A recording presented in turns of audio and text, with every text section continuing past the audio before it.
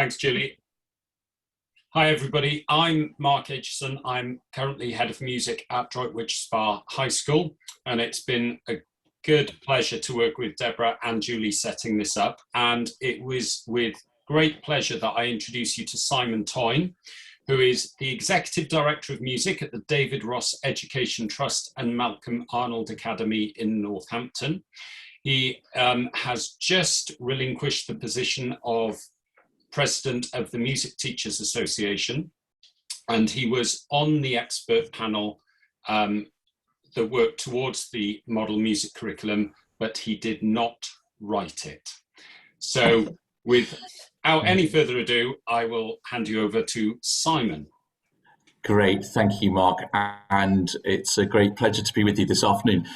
So I'm going to talk for 25 minutes to half an hour, and this is the title, really, in terms of, what is there in it for me as a music teacher, or as a head teacher, or class teacher, as a school, and hopefully this will inspire some discussion. So we're going to do it in these few stages. I'm going to look at the main headlines from the publication of the Model Music Curriculum. Everything I'm taking from that is from the MMC itself. And I'm going to suggest some ways in which it can be used. For me, it's a tool. It's a really useful thing to have with our departments in CPD. It's also a really useful bargaining tool with head teachers. Depending on how many of you are heads of music, you'll know actually that one of the key aspects of our job is to fight our corner and to come up with solutions to problems. And that's always the thing with heads that actually say, this is what we need for music, and here's some evidence. So that's a big thing from there.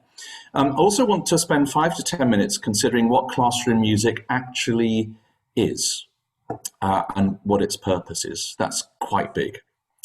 I'm going to touch on Key Stage 3 in the Model Music Curriculum, not so much because I teach Key Stage 3, but because that represents the culmination of statutory music education. And one of the things that we need is joined up thinking, so that a child in year 1, what they're doing is going to connect to what they're doing in year 9, and it's a two-way process as well. Those of you who are primary teachers will, I'm sure, share my frustration when many secondary teachers will say we just need to start from scratch in year 7. There's some extraordinary work going on in primary schools up and down the country, and this document should recognise that, and also think about what is possible. Then we go touch about the importance of hubs and partnerships, and then we're off to breakout rooms. So first of all, the key headlines. Well, that's the aim that is stated there. We all know there's something like a postcode lottery that is existing in our schools, and that fundamentally is unjust. This is an attempt to offer a way out of that. But it is that business of a universal provision for music, which all students should be able and entitled to receive. So that's our first point for today. And then this is about every pupil and every school. And that ambition is really, really crucial, that every young person should be able to experience music, however we describe experiencing music, and to make progress. Now, make progress, it's as important that they're making progress in the quality of their emotional response and engagement with music, beyond I like this, I dislike this, to something that's much more sophisticated, as it is in terms of the technical aspect of being able to play whatever instruments they've got. And making progress as a musician is listening more, becoming more aware of things that you haven't encountered before. It's exactly the same as our progress as human beings. The reason we go to school isn't just so that we're exposed to experts in their field. parents may well be experts in all of these subjects. It's actually so we experience new things and so we're changing. That's fundamental with music. But that second sentence there is equally important, because the impact of music in a school goes beyond the classroom. We can't maybe say that of some of our other subjects. That sense that what happens in one music lesson lights up a whole series of chain reactions in a school. And we know that as music educators, we're in this not to change the individual child's life, not just that, but to change our communities and to enrich those whole communities. This is the focus of good music curricula, that we're developing musical understanding. Now, I'm going to make that a bit more explicit than it is in the model curriculum. And many of you will have heard Kevin Rogers, on behalf of the ISM, speak so eloquently about this being an overall aim of curriculum music. It's not to learn how to play the keyboard, a whole term learning to play the Pink Panther. It's not in a classroom being able to form a class band, though those things are very good. It's actually developing more sophisticated musical understanding, which is a balance of music and skills. And I'm going to show a framework of that.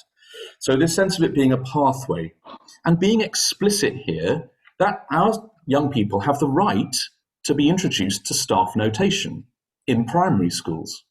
If that happens, everything else happens much easier. And it's not difficult, I suggest. There's also something here about the importance of the opportunity for pupils to be taught music independently, both in class and after they've left school. So this sense of us as educators taking a holistic approach to what music means. So anyway, this is all in the MMC. Now, for most of us, this is the big deal. I'd even go so far as to say it as a major victory. And it seems strange that we should be describing it in these terms. But this is guidance, and it's important guidance, namely at primary schools, a minimum of 1 hour of music teaching per week. And note that second part, the short session spread across the week. This is possible.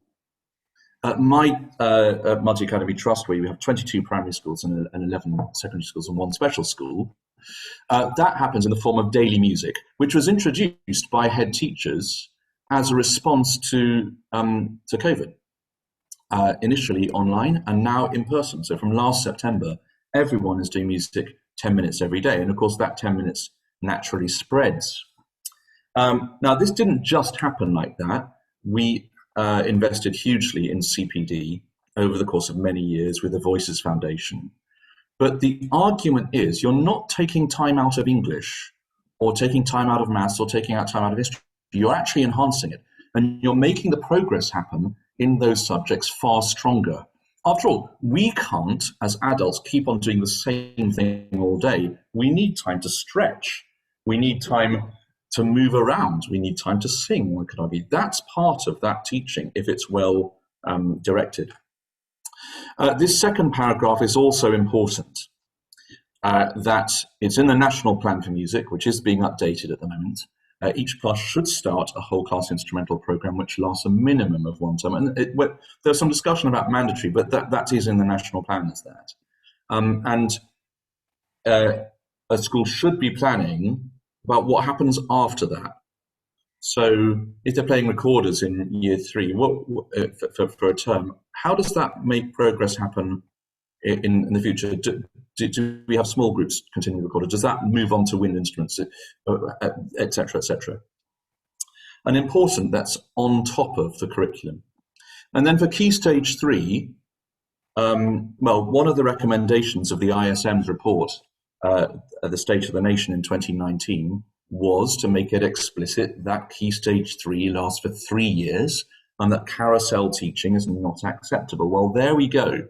Minimum of 1 weekly period the whole way through Key Stage 3. So that for me is the big deal there.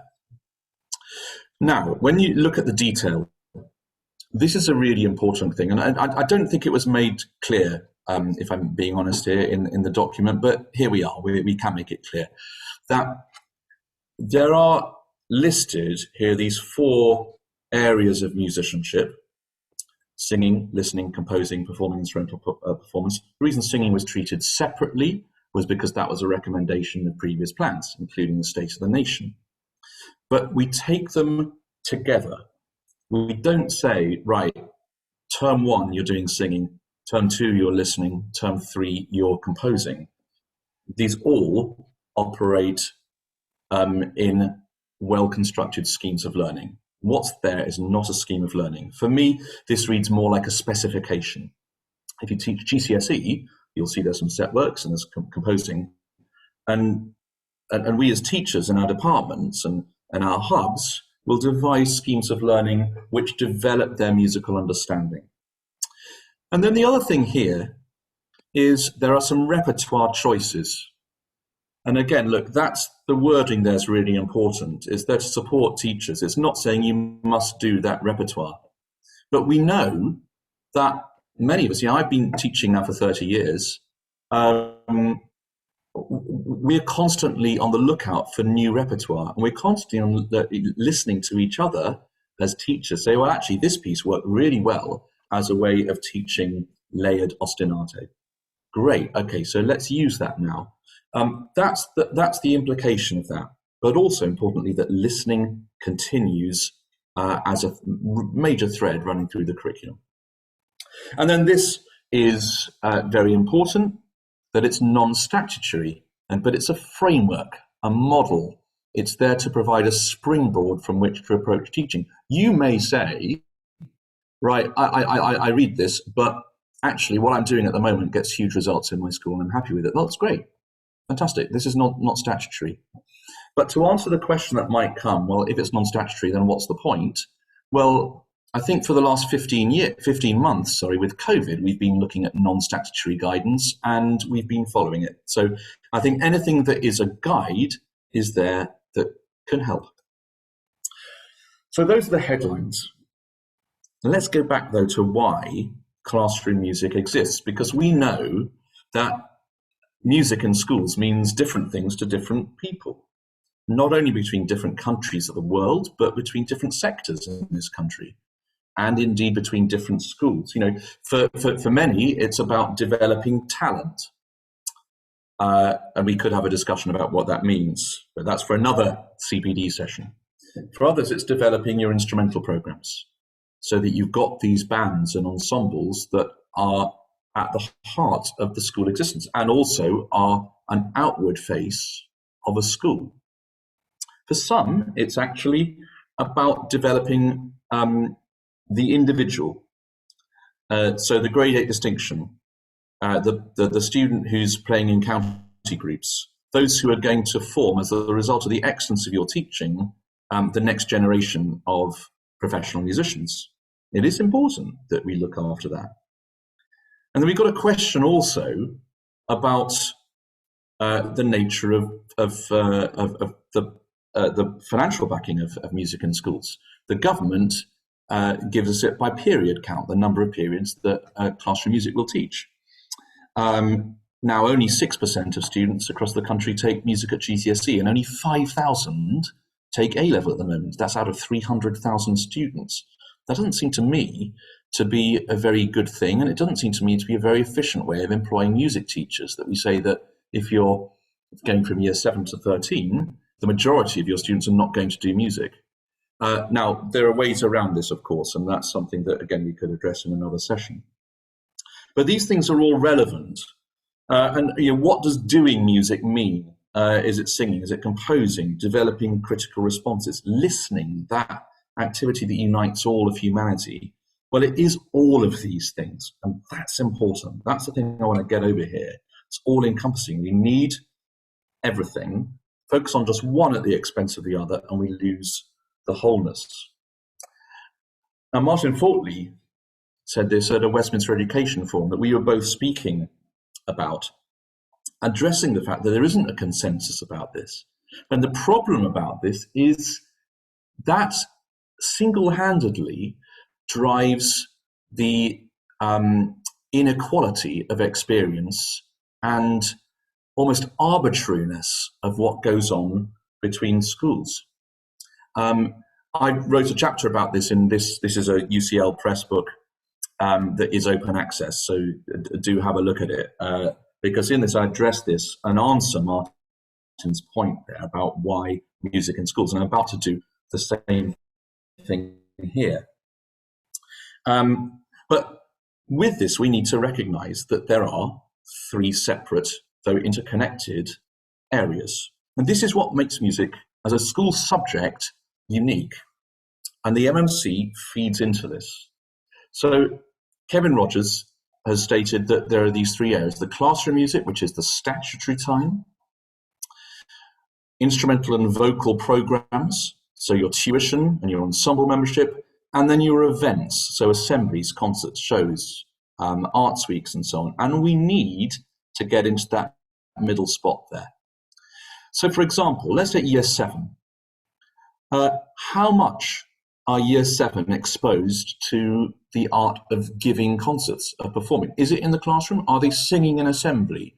Are they doing concerts to an invited audience, for example, and experiencing that sense of occasion, that sense of music responding and interacting with people, just like we do with physical education? You know, we teach children fitness and exercise, and they form teams and they play each other, and there's a crowd. All of that is part of the richness of physical education. Similarly, what's happening with their instrumental learning? Is this something that they just say, right, I'm playing the clarinet, so I've got a 20-minute lesson in a broom cupboard and that's it? Are they playing it in their lessons? Are they actually doing that thing about communicating, or just doing it for an exam? After all, exams are there as a sort of touchstone for the real act of music making. So we're wanting this idea of all of these three elements to coexist happily. And this is the statement that we have at Dret, which amplifies that a little bit, and it's implied here in the MMC. So we're going to keep coming back to the MMC about music in the classroom and why it exists. And there's something here about musical understanding, which Kevin Rogers is about to expand upon in, I think, the next slide. But it's this, you see, musical understanding, getting to know how music works and how it conveys meaning. That is as important for 5-year-olds as is for 12-year-olds, 15-year-olds, 50-year-olds, and beyond. Then this element of learning an instrument. They happen during the school day, and rehearsing and practicing. Are we allowing children to practice in school? If we're not, I suggest we're losing the wholeness. They may not be able to do this at home. Can we use pupil premium funding to allow the school to be open for children? I'll just throw that as an idea. And then this element of musical events is not just a nice to have. The reason they exist is so they experience music as a vital element in public culture. So, for example, we've got a lot of singing going on at the moment, and we'll probably have quite a lot tonight, watched by 22 million people on TV, and probably many people in pubs as well, singing as a response. That's not just it's football. Shall we do it? Yeah, I like singing. That's quite nice. No, it's something visceral. It's something that defines us as human beings. And going to concerts, experiencing live music must be something that we give them at school, because for many of them, unless they get it at school, they will never get it. Now, I'm going to come to Kevin Rogers in a moment, but I just want to address this business of learning an instrument and that role of practice there. It said that 300 hours or so is needed to get to a foundation stage. Well, and this was from John Slobode, I talk about this in the book as well.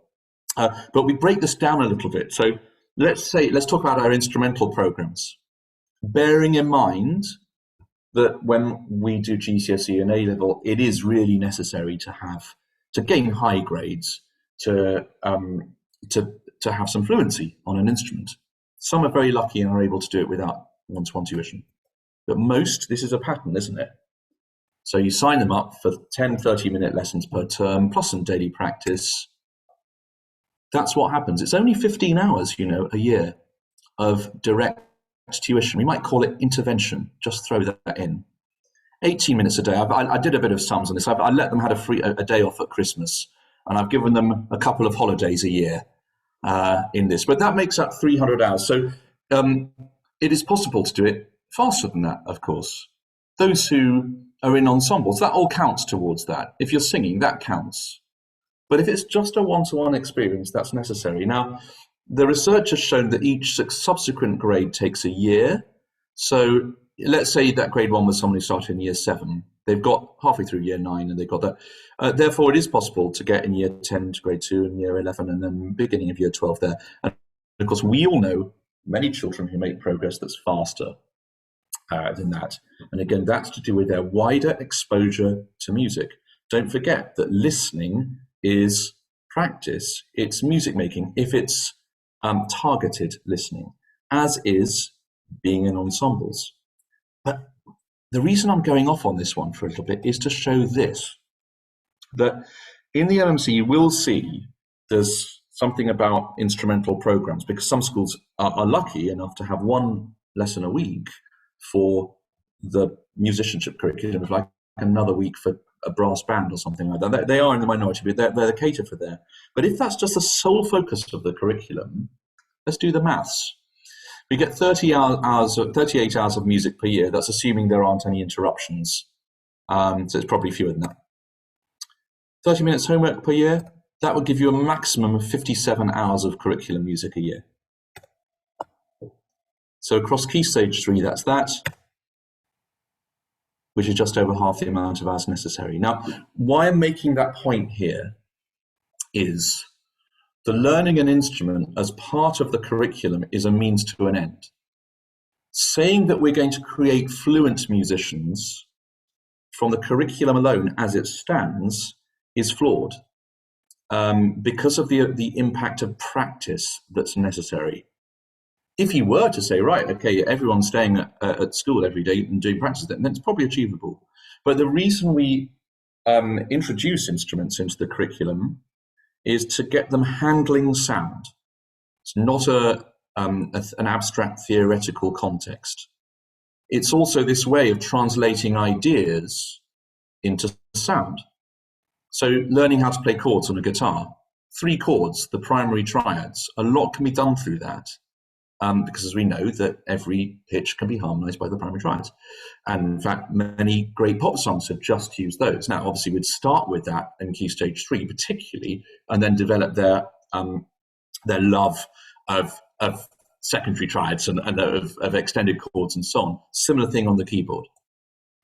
So the real purpose of curriculum music, and that's how I want to see the modern music curriculum framed, is this. Really important to make it explicit that this is about creative, practical exploration of sound. It is not using using the appendix of pieces or the suggested repertoire and saying, right, we're going to learn these and learn facts about Beethoven, and then the assessment is a tick list. That really isn't the intention of it.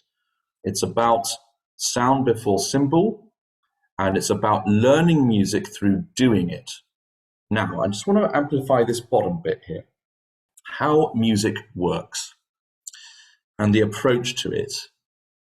In the MMC and in many other curriculums, it's through the lens of the musical elements. So in other words, organization of pitch, organization of rhythm, timbre, texture, dynamics, etc., etc. And like we do with other subjects, in knowledge-rich subjects, we're constantly referring to this. And we're constantly going back in year 8 over what they've learned in year 7. So that's, if you like, the sort of objective element of it. But meaning, well, we could talk for a long time about that. But in a nutshell, the difference between the discomfort that we feel there, because that's a physical discomfort until we get to the tonic, and the background to a piece of music and maybe the intentions of the songwriter or the composer. So objective and subjective. Now, we find this very, very helpful. This is again from Kevin Rogers at Hampshire Music Service. I just want to spend a minute going through it. If we're saying that musical understanding is our aim of curriculum music, then developing that happens through this side here of music making. That's, if you like, the skills, singing and playing.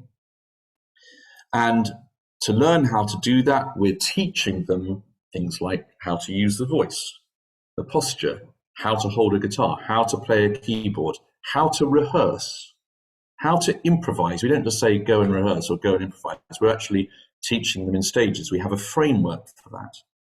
That in turn, that framework is developed from musical thinking. So this is about the handling of the elements, the dimensions of music here, how a piece improves through rehearsal. That's an understanding of what quality is there. It's also the context of this. The way in which we approach the blues is going to be different from the way in which we might approach an arrangement of a Lincolnshire folk song, for example. And that is all about thinking about music making and thinking supporting musical understanding. And with this, we look at these 5 stages of a unit of study. The idea of exploring the stimulus material initially through performing, then exploring it, understanding those ingredients, improvising in it, composing with it, and then presenting the final composition. So this is where a framework, if you like, where you might use those 4 elements, 4 dimensions of the MMC to create a unit of study. And note the further listening. That's where the listening repertoire comes in. Not doing that, just saying, right, we're doing the blues and here's the chorus of Bessie Smith. Let's listen to her singing. Let's sing that first chorus, and then here's a blues scale, and here are the chords, and that's the structure. Off you go, do the blues. That's the equivalent of treating modern foreign languages by saying, let's listen to a French person speak in lesson 1, and then we'll just imitate it. No, we need constantly to listen and constantly to be inspired by source material. And then just before we go off here, this also by John Finney, we find really helpful in Dret and elsewhere to think about what musical knowledge is. It's not knowing pieces of music, because you can't ever truly know a piece of music. That's why we keep on revisiting it. Though certainly becoming acquainted with music is absolutely vital. Just have some moments just to have a look at that. Making music well rather than just getting through it. What's necessary in the curriculum to inform that? No musical practices with critical insight. This is both, if you like, the approach that we might have in sport about knowing what good is like. In fact, the understanding about quality is absolutely essential in physical education, and also the armchair punditry. But this is also this depth of understanding of a piece of music just as much as it is about how you rehearse. And at what moment in an ensemble do you intervene? What moment do you go with it? Do you let the music speak? And then this final thing, which is really about music in society, and that element of music in public culture, how music enriches us and our society is very important. And I've mentioned this as before about the really important thing about embracing the familiar. Don't ask children what they like and dislike. It's an irrelevant question, because let's think about pieces of art or theatre or music that are really important to us, but we don't like. I don't like King Lear. I don't like seeing an old man have his eyeballs gouged out and another old man dying distraught, but I'm enriched by this amazing piece of art. Okay, so like and dislike, I think, are not the relevant questions.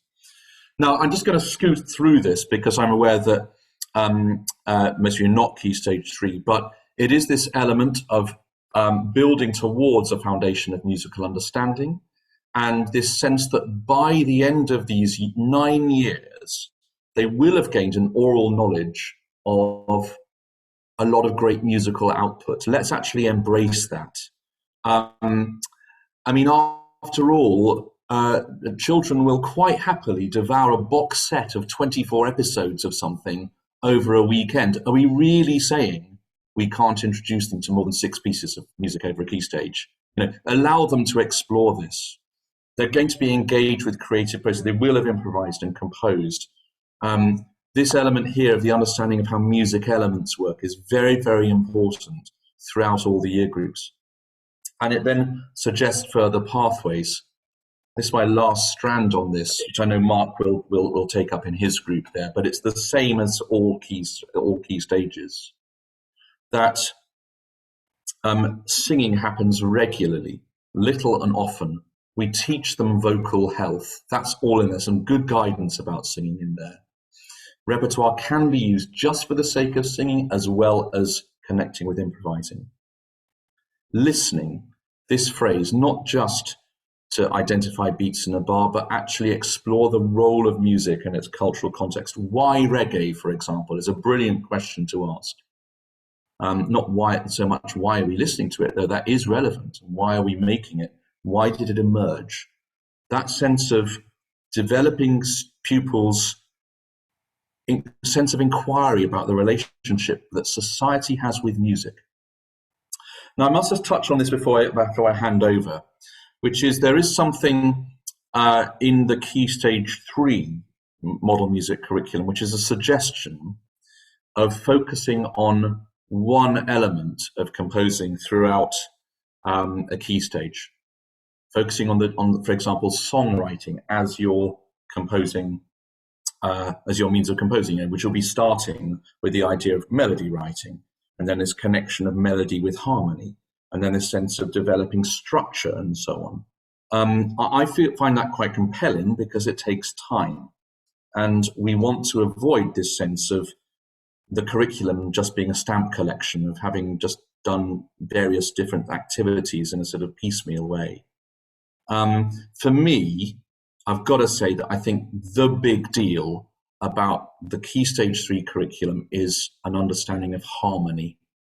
I think it absolutely is possible, this point here, about them forming and using primary chords and embellishing them and being able to do it in different keys. There are self-taught guitarists up and down the country who are doing this as a matter of course. It's not difficult. And that's the thing which everyone can engage with. And then out of that, so much can emerge. And then it does suggest an end of key stage and therefore end of statutory curriculum project. Its example is a blues, but you might like to do a battle of the band or a class disc or whatever. But that sense whereby we're making it practical. And that this is that they're making informed judgments as a result of that. Now, I'm just going to touch on this before we discuss, which is that statement about this is for the musical community to build. We're a musical community now. And this element of hubs being vital, the shared foundation here, a launchpad to access wider musical culture. It starts in a classroom, then the community, then the hub, the county, and so on. And this element here we are as cluster groups and music education hubs. This is about not saying one teacher, go and do it. It's actually us helping each other and co-designing curricula for our local circumstances. So that's a brief guide. And I hope that forms a position with which we can go further. The last thing I want to just give this is this, which was written by Dal Crows 106 years ago. Twitter is great, and it's great to have debate, and that's really important. But I wonder whether we make things too difficult for ourselves. Whereas fundamentally, this is about enabling students to make music. And this here about there's only one music and the teaching of it is not so difficult a matter as scholastic authorities are apt to suggest at their congresses, I really like, is let's just pare this down, musical understanding as the overall aim of our curriculum, how music works and how it develops and conveys meaning. And there are my various Twitter handles, having said that Twitter can be really polarized. Do feel free to contact me or DM me. I'm more than happy to answer and come with some ideas and be inspired by what you're doing. So thank you.